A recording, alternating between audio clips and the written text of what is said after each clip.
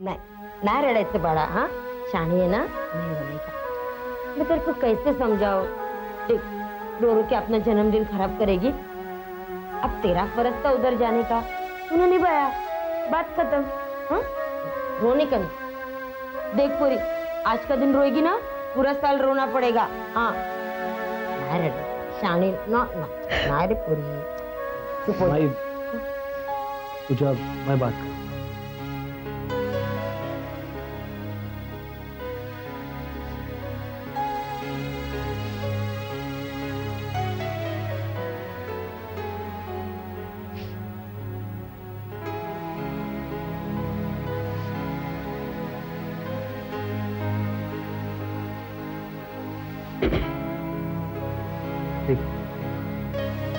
भैया, मैं समझता है मेरे को बहुत दुख हो,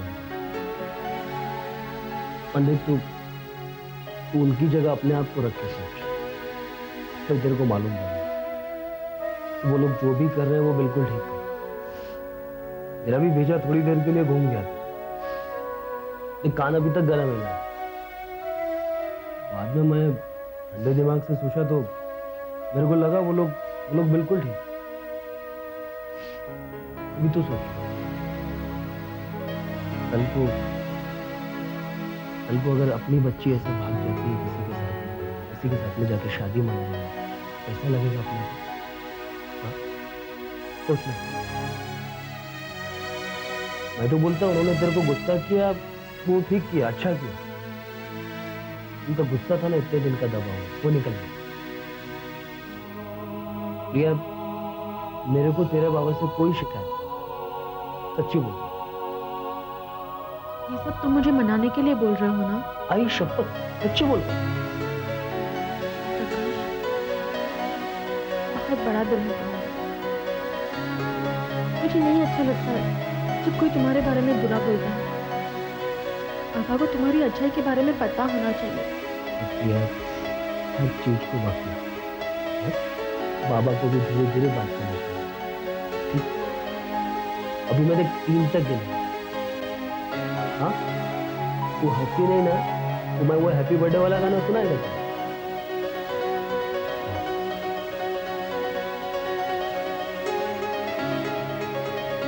1 2 3।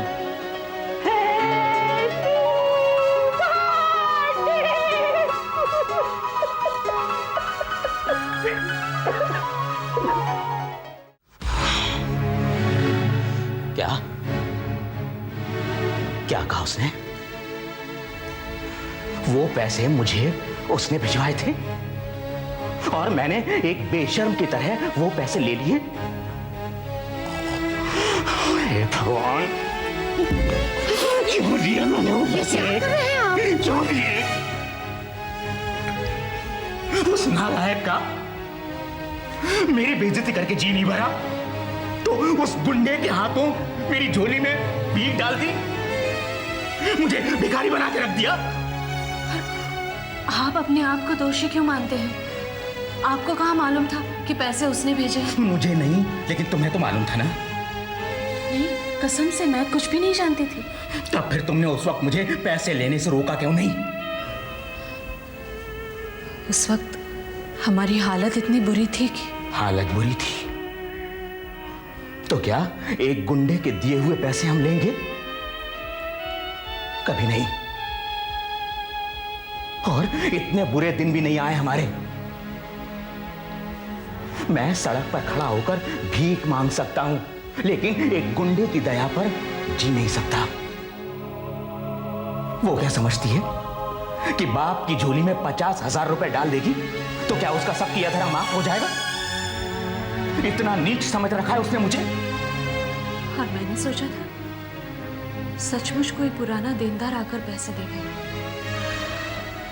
मेरी मति मारी गई थी आरती। जब मुझे देने वाले का नाम याद नहीं आ रहा था तब भी मैंने वो पैसे क्यों लिए? नहीं आरती, मैं ये बर्दाश्त नहीं कर सकता। वो खाना, उसके दिए हुए पैसों से लाई सारी चीजें सब झूठ था, सिर्फ एक दिखावा। समझ नहीं आता मैंने किसका क्या बिगाड़ा है। मेरे अपने ही बच्चे मेरे ही अपमान का कारण क्यों बन रहे हैं? तो अब क्या करना चाहते हैं? मैं उसके पैसे उसके मुंह पर मारना चाहता हूं। अगर वो ये समझता है कि वो पैसों से मुझे खरीद सकता है तो ये उसकी बहुत बड़ी गलतफहमी है। मैं उसकी एक एक पाई लौटा दूंगा। पर आप पैसे कहां से लौटाएंगे? कहीं से भी आती, मैं कुछ भी करूंगा, लेकिन नालायक बेटी के कर्ज में नहीं रहूंगा। तभी तो उसकी इतनी हिम्मत हुई कि वो यहां मेरे घर में आई और मुझे ही सुनाकर चली गई। वो तो आपका आशीर्वाद लेने आई थी जन्मदिन पर। आशीर्वाद 50,000 रुपए में नहीं बिकते। समझा देना उस नालायक को, समझी? नैना, मुझे नहीं मालूम कि तुम्हें ये सब कहना चाहिए या नहीं, लेकिन कहे बगैर कोई चारा भी तो नहीं है। मैं चाहती हूं कि तुम अपने पापा से बात करो, उनसे कहो कि वो अरुणा जी से कहे कि, वरना मामला बिगड़ सकता है। लेकिन आंटी वो बेटा घबराने की बात नहीं है, हम शादी से इनकार नहीं कर रहे। हम सिर्फ ये चाहते हैं कि इस औरत की ये हरकतें बंद हो जाए, बस। तुम पापा से बात करो ना, वो रोज यहाँ फोन करती है, एक बार नहीं 4-4, 5-5 बार फोन करती है, और हमें तो समझ में नहीं आता कि हम उससे क्या बात करें। तुम बात करो ना पापा से। ठीक है अंकल, मैं पापा से बात करूंगी। वैसे मेरे दिमाग में एक ऑप्शन भी है, अगर तुम्हारे पापा को जचे तो तुम उनसे बात कर सकती हो। ठीक है, मैं कह दूंगी। बेटे पहले ऑप्शन तो सुन लो। मैं चाहता हूं कि तुम और अमित कोर्ट में शादी करो। हाँ, यही एक फिजिबल रास्ता है हमारे सामने। बस एक बार कोर्ट में शादी हो गई तो अरुणा को मौका ही नहीं मिलेगा अपना तमाशा दिखाने का। क्यों बेटा, तुम तो कहते हो? हाँ, मेरे ख्याल से आप सही कह रहे हैं। देखो बेटा, हम तुम्हारे पापा पे कोई प्रेशर नहीं डाल रहे, ये सिर्फ ऑप्शन है। हम तो खुद चाहते हैं कि शादी धूमधाम से हो, हमारे सब रिश्तेदार चाहते हैं कि शादी धूमधाम से हो, लेकिन हम उनको समझा लेंगे, ऐसी कोई बात नहीं है। क्या तुम अपने पापा को समझा पाओगे? नहीं नहीं अमित, बात पैसों की नहीं है, बात रिचुअल्स की है, रीति रिवाजों की है। आई नो आंटी, आप सही कह रही हैं, लेकिन हम लोग भी पैसे बचाने के लिए कोर्ट में शादी नहीं करना चाहते। आंटी, हम सबका ये मानना है कि अगर कोर्ट में शादी करेंगे तो अरुणा जी कोई प्रॉब्लम्स नहीं क्रिएट कर पाएंगी, जो वो तब कर पाएंगी अगर हम शादी मंडप में समाज के सामने करें। आप ही बताइए, हम लोग क्या करेंगे अगर उन्होंने वहां आकर कोई तमाशा खड़ा कर दिया तो? लेकिन अमित, जब तक वो मंत्र, वो हवन पूरा नहीं होता ना, तब तक शादी नहीं लगती। मम्मा, लगने लगाने का क्या सवाल है? It's all about how you look at it. नजरिए की बात है मम्मा, और अगर कोर्ट में शादी करने से बात आसान हो सकती है तो ठीक है ना, इसमें बुराई क्या है? बात इतनी आसानी करनी है ना, तो यहाँ पर एक दिया रखो और लगाओ फेरे। कोर्ट में जाने की भी क्या जरूरत है? मम्मा, तुम समझ नहीं रही हो। तुम समझ नहीं रही हो नैना। ये सब हम इसलिए करते हैं ताकि इस पवित्र बंधन को देवी देवताओं का आशीर्वाद मिले, ये रिश्ता 7 जन्मों तक चलता रहे। मैं नहीं मानती इन बातों को। आपकी भी शादी में मंत्र पढ़े गए थे, अग्नि के 7 फेरे लिए थे आपने, तो कहाँ गए वो आशीर्वाद बताइए? और कहाँ गया वो 7 जन्मों का साथ? नैना, आई एम सॉरी मम्मा, मैं आपको हर्ट नहीं करना चाहती, लेकिन नैना, मेरे साथ जो भी हुआ वो शायद मेरी गलतियों की सजा हो। मैं नहीं चाहती दोबारा तुम्हारे साथ वो हो। कि नैना, तुम्हारी शादी ये मेरा एक सपना है। मैंने कई बार तुम्हें दुल्हन के रूप में मंडप में देखा है, कई बार शहनाइयां सुनकर मैं नींद से जागी हूं। नैना, क्या तुम मेरा यह सपना छीनना चाहती हो? नहीं मम्मा, मैं कुछ नहीं छीनना चाहती, लेकिन हम कर भी क्या सकते हैं? बताइए, क्या कर सकते हैं हम लोग? आंटी, हमारे पास और कोई रास्ता नहीं है। नहीं, एक रास्ता है। अरुणा के पास मैं खुद जाऊंगी, उससे माफी मांगूंगी, गिड़गिड़ाऊंगी, उसे कहूंगी मैं हार गई। नैना की शादी के लिए मैं कुछ भी करूंगी। अपना ये सपना मैं पूरा होते हुए देखना चाहती हूँ। हाँ, देखना चाहती हूँ। Court marriage? हाँ, कोर्ट मैरिज। अच्छा है, ऋतिक रोशन की भी कोर्ट मैरिज हुई।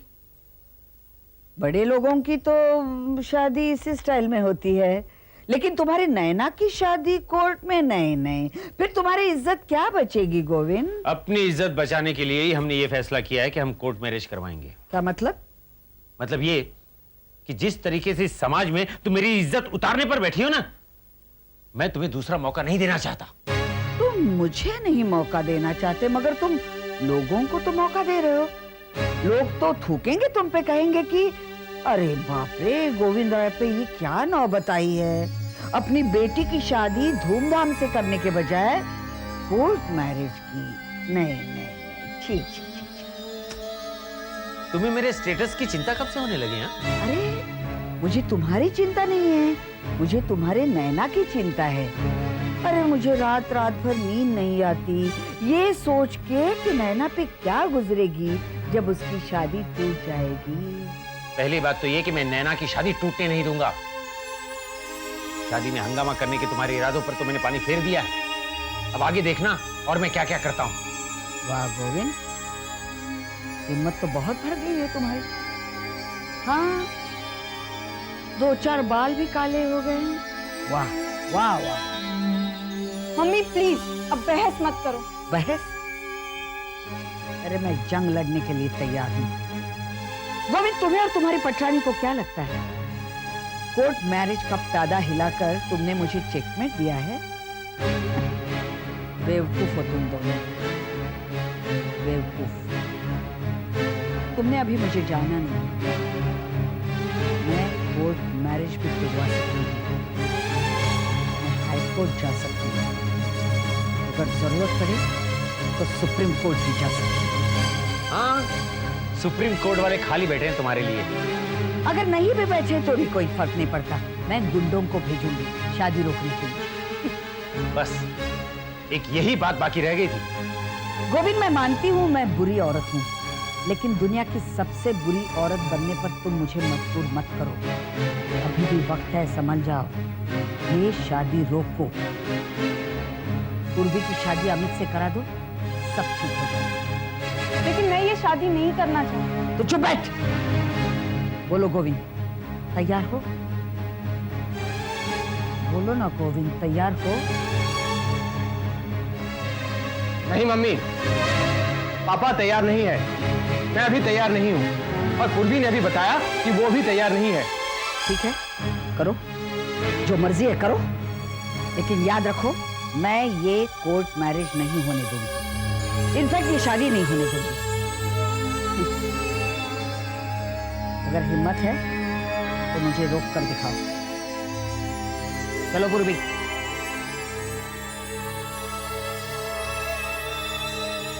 पापा, फिर से आप वही गलती कर रहे हैं, फिर झुक रहे हैं आप। अगर आप मुझसे पूछेंगे ना तो मैं यही कहूंगा कि मम्मी की हरकतों से डरकर कोर्ट मैरिज करना ठीक नहीं है। You must fight and you have to fight. Ishaan बेटे, कोर्ट मैरिज तो मैं भी नहीं करवाना चाहता। अब तुम्हारी मम्मी के तेवर देखकर मुझे लगता है कि I must fight, I will fight. अब नैना की शादी कोर्ट में नहीं होगी, सरेआम बारातियों के सामने धूमधाम से होगी। ये सिर्फ स्नेहलता की ख्वाहिश नहीं, मेरी भी ख्वाहिश है। अरे नहीं नहीं, आप नाराज मत हो, या मुझे यूं ही डाउट आया इसलिए मैंने कहा। अरे क्या कह रहे चुन्नू साहब, आपके लिए तो जान हाजिर है। अरे नहीं नहीं नहीं, मैं कह दूंगी उसे। जी हाँ, मैं पूर्वी को समझाऊंगी, उसे प्रिपेयर करूंगी, आप फिक्र मत कीजिए। अच्छा ठीक है, हाँ ओके, हाँ फिर बात करेंगे बाद में। ओके, रख दूं फोन? बाय। अरे पूर्वी,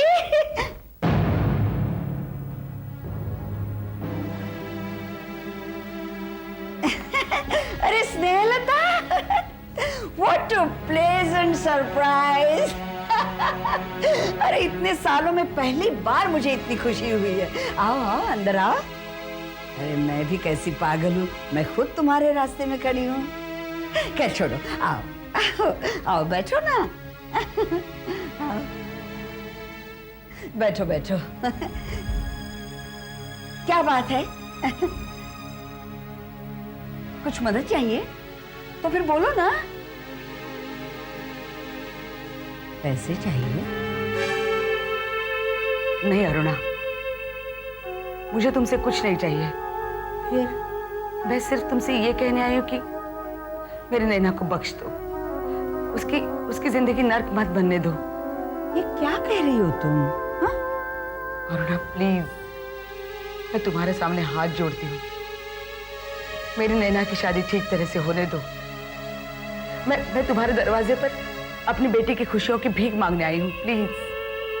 तो तुम ये कहना चाहती हो कि तुम्हारी बेटी के लिए मैं अपनी बेटी की खुशियां छीन लूं? ये तो नहीं हो सकता। ये कैसे हो सकता है? ये कलयुग है स्नेहलता। प्लीज अरुणा, ऐसा मत कहो। मेरा एक ही सपना है, नैना की शादी। उसी सपने के सहारे में जी रही हूँ। प्लीज मेरा ये सपना मत तोड़ो अरुणा। ओफो स्नेहलता, अरे तुम्हारा सपना तो कैसे भी पूरा हो सकता है। नैना की शादी तो कहीं भी कैसे भी हो सकती है। तुम्हारी बेटी तो इतनी फॉरवर्ड है कि वो खुद लड़का ढूंढेगी। हाँ। तुम एक कहो, वो 10 को लाइन में खड़ा कर देगी, देखना तुम। विक्रम को कैसे फंसाया था, अगर वही डंग फिर से दिखाएगी तो अरुणा, चिल्लाओ मत। सुना तुमने? चिल्लाओ मत। सच कड़वा होता है, मगर तुम्हें वो सहना ही होगा। पता नहीं उसने विक्रम के साथ क्या क्या किया होगा, और न जाने किस किस के साथ क्या क्या किया होगा। Aruna please Aruna, stop it. I say stop it. I say you stop it. तुम मेरे पति के पीछे पड़ी हो, तो तुम्हारी नैना पूर्वी के मंगेतर के पीछे। छी, ऐसी बेशर्म औरतें हो तुम, कितनी गिरी हुई हो। बस अरुणा, बस। बहुत सुन चुकी मैं तुम्हारी बकवास। गिरी हुई मैं नहीं, गिरी हुई तुम हो। बेशर्म मेरी बेटी नहीं, बेशर्म तुम हो। अरे तूने मेरे पति को छीना है, इससे बड़ा पाप और क्या हो सकता है? मैंने सोचा मैं तुम्हें माफ कर दूंगी अगर तुम मेरी बेटी को बख्श दोगी, लेकिन नहीं। अब मैं तुम्हारे पापों की सजा तुम्हें जरूर दिलवाऊंगी, मैं खुद दिलाऊंगी। Now you wait and C.